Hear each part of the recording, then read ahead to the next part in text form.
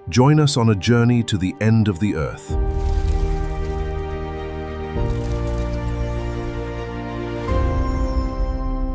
तो स्टूडेंट्स, आज हम पढ़ने जा रहे हैं journey to the end of the earth. पहले एक संदेश को देखते हैं जो किताब में दिया गया है। If you want to know more about the planet's past, present and future, the Antarctica is the place to go to. ये लेसन हमें हमारी धरती के इतिहास, वर्तमान और भविष्य के बारे में, खासकर आज की 21st सेंचुरी के सिनेरियो में और विशेष रूप से इस साल 2026-27 में हम देख रहे हैं कि कैसे क्लाइमेट चेंज बहुत तेजी से बढ़ रहा है और ग्लोबल टेम्परेचर ड्रास्टिकली बढ़ता जा रहा है। ये पूरा बदलाव हमारी लाइफ में और पूरे ग्लोबल इकोसिस्टम के पॉइंट ऑफ व्यू से एक बहुत ही गंभीर विषय है। इसलिए बच्चों, मेरी बातों को ध्यान दो और साथ साथ ये वीडियो भी देखते रहो, तो आपको अच्छे से समझ में आ जाएगा। ये कहानी राइटर दिशानी दोशी की खुद की यात्रा पर आधारित है, जो हाई स्कूल के बच्चों के साथ अंटार्कटिका की बर्फीली दुनिया में गई थीं। तो चलिए, मैं स्क्रीन शेयर करता हूं और इस बेहतरीन लेसन को पैराग्राफ बाय पैराग्राफ पढ़ने की जर्नी शुरू करते हैं। Be ready with pen and paper. Early this year, I found myself aboard a Russian research vessel, the Akademik Shokolsky, heading towards the coldest, driest, windiest continent in the world, Antarctica. My journey began 13.09 degrees north of the equator in Madras and involved crossing 9 time zones, 6 checkpoints, 3 bodies of water, and at least as many ecospheres. बच्चों, कहानी की शुरुआत होती है लेखिका की एक बहुत बड़ी यात्रा से। इस साल की शुरुआत में लेखिका खुद को एक रशियन रिसर्च जहाज पर पाती है, जिसे ओरिजिनल टेक्स्ट में वेसल कहा गया है। इस जहाज का नाम अकादमिक शोकल्स्की है और ये दुनिया के सबसे ठंडे, सबसे सूखे और सबसे तेज हवा वाले महाद्वीप यानी अंटार्कटिका की तरफ बढ़ रहा है। लेखिका बताती है कि उनकी ये अनोखी जर्नी भारत के मद्रास शहर से शुरू हुई थी, जो भूमध्य रेखा यानी इक्वेटर के उत्तर में स्थित है। अंटार्कटिका पहुंचने के लिए उन्हें 9 अलग अलग टाइम जोन्स, 6 सरकारी चेक पॉइंट्स, 3 बड़े बॉडीज ऑफ वाटर और कई तरह के पर्यावरण मंडलों यानी एकोस्फेयर्स को पार करना पड़ा। आप सोच सकते हैं कि ये यात्रा कितनी लंबी और रोमांचक रही होगी। By the time I actually set foot on the Antarctic continent, I had been traveling over 100 hours in combination of a car, an aeroplane and a ship.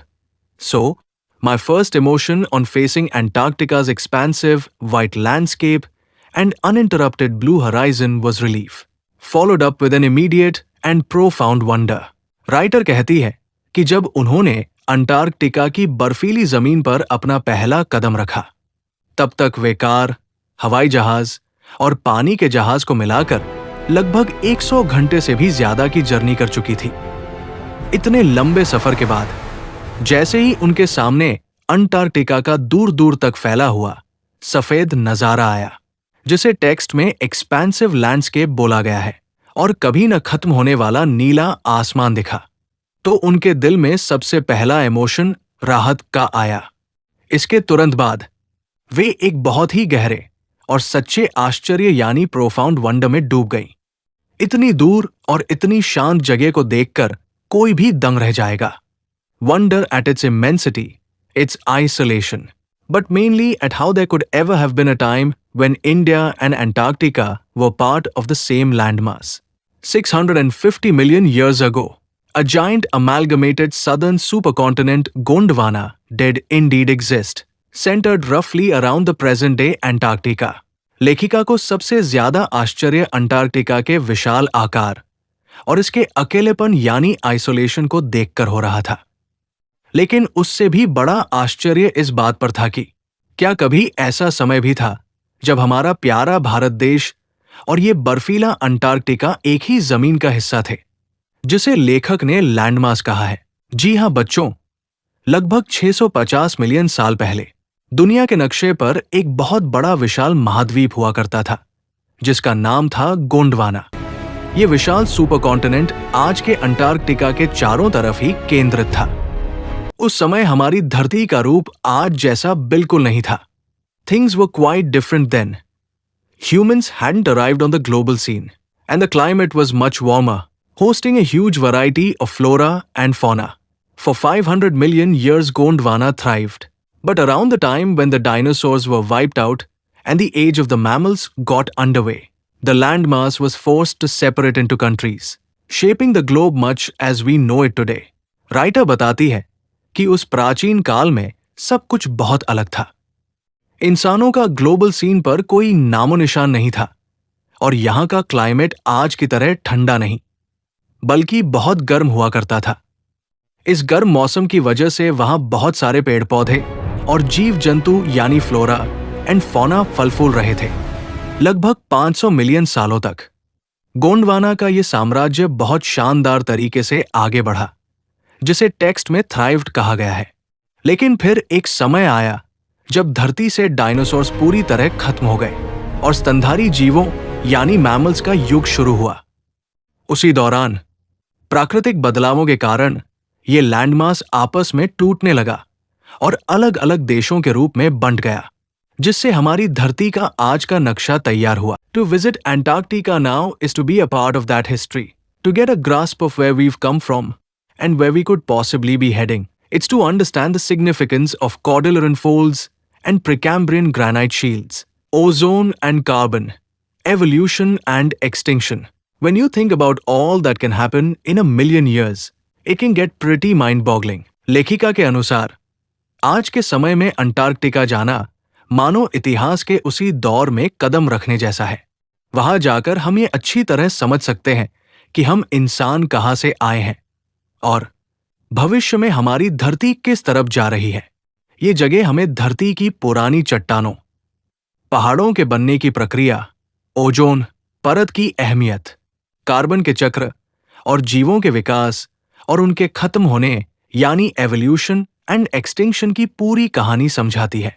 जब आप ये सोचते हैं कि 1 मिलियन साल में हमारी धरती पर क्या क्या बदल सकता है, तो आपका दिमाग सचमुच चकरा जाएगा, जिसे ओरिजिनल टेक्स्ट में माइंड बॉगलिंग कहा गया है।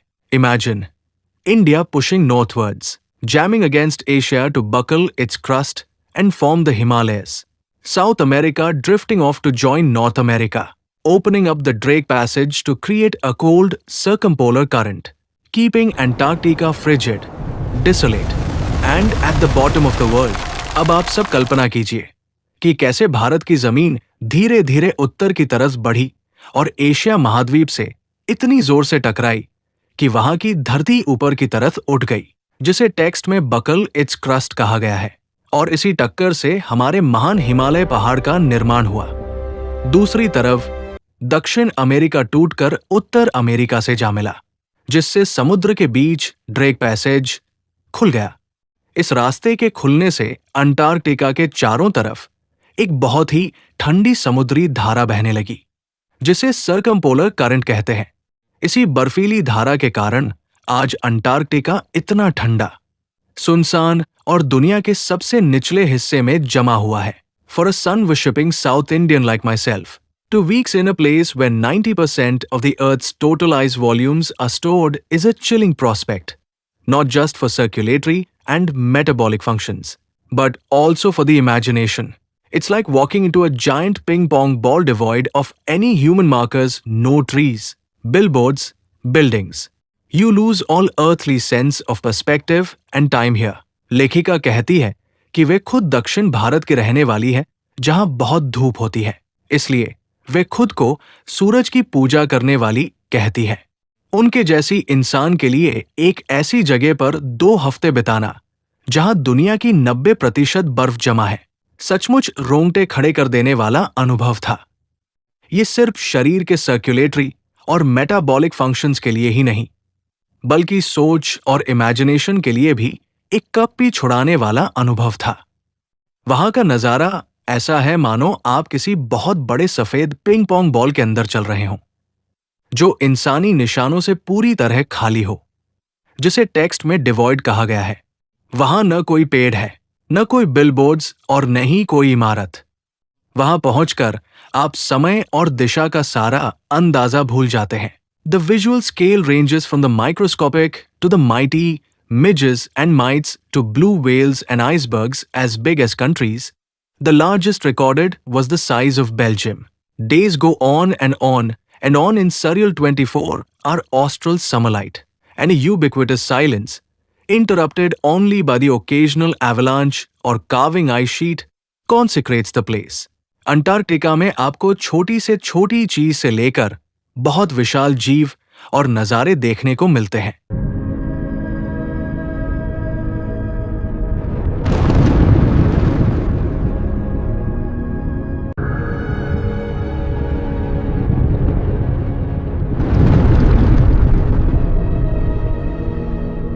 यहां छोटे छोटे कीड़ों मकोड़ों से लेकर विशालकाय ब्लू व्हेल्स और देशों जितने बड़े बर्फ के पहाड़ यानी आइसबर्ग्स तैरते हुए दिखते हैं। लेखिका बताती है कि वहां रिकॉर्ड किया गया सबसे बड़ा आइसबर्ग बेल्जियम देश के बराबर था। वहां गर्मियों के दिनों में रात को भी सूरज नहीं डूबता और पूरे 24 घंटे एक जादुई सी रोशनी रहती है जिसे सरियल लाइट कहा गया है। चारों तरफ एक गहरा सन्नाटा पसरा रहता है जो केवल तभी टूटता है जब कोई बर्फीला तूफान आता है या बर्फ की कोई बहुत बड़ी चट्टान टूटकर पानी में गिरती है। ये सन्नाटा इस जगह को एक मंदिर की तरह पवित्र बना देता है। Human civilizations have been around for a paltry 12,000 years, barely a few seconds on the geological clock. In that short amount of time, we've managed to create quite a ruckus, etching our dominance over nature with our villages, towns, cities, megacities. The rapid increase of human populations has left us battling with other species for limited resources. अब बात करते हैं हम इंसानों की। इंसानी सभ्यता को इस धरती पर आए सिर्फ 12,000 साल ही हुए हैं, जो हमारी धरती की करोड़ों साल पुरानी घड़ी के हिसाब से सिर्फ कुछ सेकंड के बराबर है, जिसे टेक्स्ट में पैल्ट्री यानी बहुत छोटा समय कहा गया है।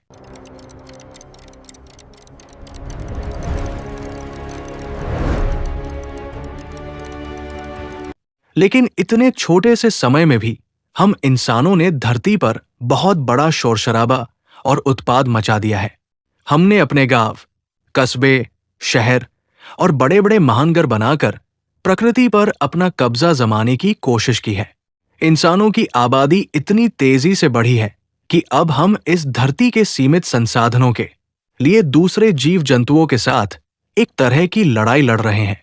The unmitigated burning of fossil fuels has now created a blanket of carbon dioxide around the world, which is slowly but surely increasing the average global temperature. Climate change is one of the most hotly contested environmental debates of our time. Will the West Antarctic ice sheet melt entirely? Will the Gulf Stream ocean current be disrupted? हमारे द्वारा लगातार कोयला, petrol और diesel जैसे fuels को बिना सोचे समझे जलाए जाने के कारण हमारी धरती के चारों तरफ कार्बन डाइऑक्साइड गैस की एक बहुत मोटी चादर बन गई है। ये गैस सूरज की गर्मी को बाहर नहीं जाने देती, जिससे पूरी दुनिया का तापमान धीरे धीरे बढ़ रहा है। इसे ही हम ग्लोबल वार्मिंग कहते हैं।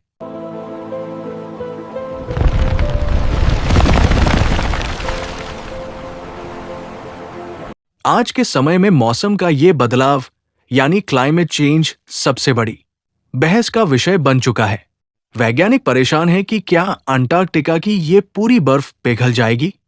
क्या समंदर की धाराएं अपना रास्ता बदल लेंगी? क्या ये दुनिया खत्म होने की कगार पर है? Antarctica is a crucial element in this debate because it holds in its ice cores half-million-year-old carbon records trapped in its layers of ice. Students on Ice, the program I was working with on the Shokalski, aims to do exactly this by taking high school students to the ends of the world. लेखिका कहती है कि इन सभी सवालों के जवाब ढूंढने के लिए अंटार्कटिका सबसे महत्वपूर्ण जगह है। ऐसा इसलिए क्योंकि इसकी बर्फ की परतों के नीचे, जिन्हें आइस कोर्स कहा जाता है, लाखों साल पुराने कार्बन के रिकॉर्ड आज भी सुरक्षित बंद है। लेखिका जिस प्रोग्राम के तहत यहां आई थी उसका नाम है स्टूडेंट्स ऑन आइस। इस प्रोग्राम का मुख्य उद्देश्य स्कूल के छोटे बच्चों को दुनिया के इस आखिरी छोर पर लाना है ताकि वे अपनी आंखों से प्रकृति के इस सच को देख सकें और समझ सकें। With students on ice, Jeff Green offers the future generation of policymakers a life-changing experience at an age when they're ready to absorb, learn, and most importantly, act It's easy to be blasé about polar ice caps melting while sitting in our comfort zones. But when you visibly see glaciers retreating and ice shelves collapsing, you realize global warming is real. इस programme के head एक कनाडाई नागरिक है जिनका नाम Jeff green है। वे अमीर पर्यटकों या मशहूर हस्तियों को ले जाने के बजाय देश के भविष्य यानी स्कूल के बच्चों को यहां लाते हैं, क्योंकि यही बच्चे बड़े होकर देश के कानून और नीतियां बनाएंगे। इस उम्र में बच्चे चीजों को बहुत जल्दी सीखते हैं और सबसे जरूरी बात कि वे इसके खिलाफ कदम उठा सकते हैं। लेखिका कहती है कि अपने घरों के आरामदेह कमरों में बैठकर ग्लेशियर पिघलने की खबरों पर उदासीन रहना यानी ब्लाजे होना बहुत आसान है, लेकिन जब आप अंटार्कटिका में अपनी आंखों के सामने विशाल ग्लेशियरों को पीछे हटते और बर्फ की बड़ी बड़ी परतों को टूटकर गिरते हुए देखते हैं, तब आपको समझ आता है कि ग्लोबल वार्मिंग का खतरा कितना बड़ा और सच है।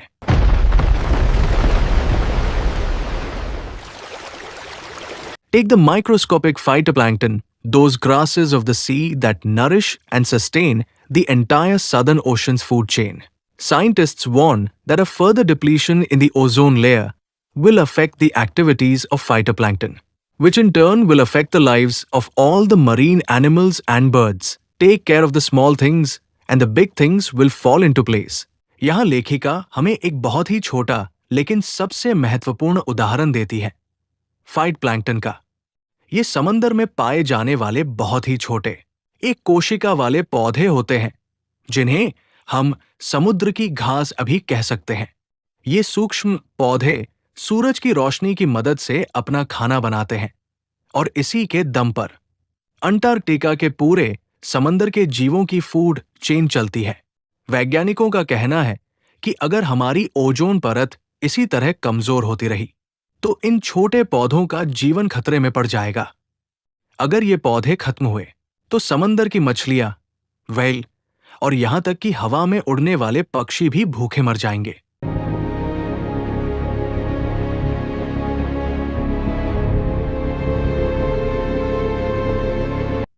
इसलिए बच्चों, यहां जीवन का एक बहुत बड़ा मंत्र छिपा है कि अगर हम प्रकृति की इन छोटी छोटी चीजों का ध्यान रखेंगे तो बड़ी चीजें अपने आप सही रास्ते पर आ जाएंगी। The Shokalski had managed to wedge herself into a thick white stretch of ice. We were instructed to climb down the gangplank and walk on the ocean. So there we were, all 52 of us, kitted out in Gore-Tex and glares, walking on a stark whiteness that seemed to spread out forever. Underneath our feet was a meter-thick ice pack, and underneath that, 180 meters of living, breathing salt water. यात्रा के दौरान एक ऐसा समय आया जब लेखिका का जहाज बर्फ की एक बहुत मोटी परत के बीच में जाकर फंस गया, जिसे टेक्स्ट में वेज होना कहा गया है। तब जहाज के कप्तान ने फैसला किया कि हम सब जहाज से नीचे उतरेंगे और जमे हुए समंदर के ऊपर पैदल चलेंगे। फिर क्या था? सभी 52 यात्री अपने खास वाटरप्रूफ कपड़े और चश्मे पहनकर जहाज की सीधी से नीचे उतर आए और उस अनंत सफेद बर्फ पर चलने लगे। Keep your distance, watch your footing, it's a meter of ice. Look at the current below. Incredible, 180 meters of water.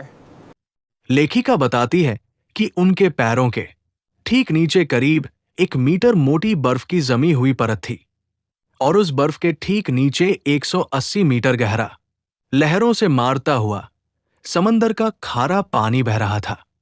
ये सचमुच रोंगटे खड़े कर देने वाला पल था। In the periphery, crabeater seals were stretching and sunning themselves on ice floes much like stray dogs will do under the shade of a banyan tree. It was nothing short of a revelation. Everything does indeed connect. After spending 2 weeks with a bunch of teenagers who still have the idealism to save the world, all I can say is that what a difference a day makes. वहां दूर बर्फ की तैरती हुई चट्टानों पर क्रेबिएटर seals आराम से लेटी हुई धूप सेक रही थी।